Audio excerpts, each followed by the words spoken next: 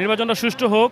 আর একটা বিষয় হচ্ছে গণভোটের যে ব্যাপারটা, হ্যাঁ এবং না, এখানে মেবি 48টা পয়েন্ট আছে।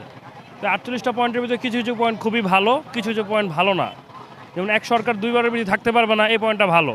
আবার সংবিধান থেকে নাকি আল্লাহর উপরে পূর্ণ আস্থা উঠে নিচ্ছে, এটা খারাপ।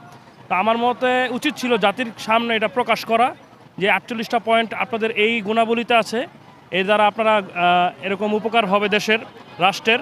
তো এটা তারা ফ্লাশ করে নেই, এটা খুব খারাপ লাগছে। এটা উচিত ছিল প্রত্যেকটা পয়েন্টে পয়েন্টে জনগণের সামনে এটা রাখা দৃশ্যমানভাবে, যে এই 48টা পয়েন্টের উপরে হ্যাঁ এবং না দিচ্ছেন। এখন সাধারণ জনগণ তো আপনার অনেক চালাক না, বা তারা অতটা শিক্ষিত না, অনেক দিনমজুর আছে, অনেক কষ্ট, যারা গরিব ঘরের, তারা তো বুঝবে না আমি কেন হাত দিতেছি, কেন না দিতেছি। তা হ্যাঁ বা না এটা কেন দিবেন, এটা স্পষ্ট করাটা উচিত ছিল সরকারের কাছে। এটাই আমার উক্তি, যে এটা উচিত ছিল।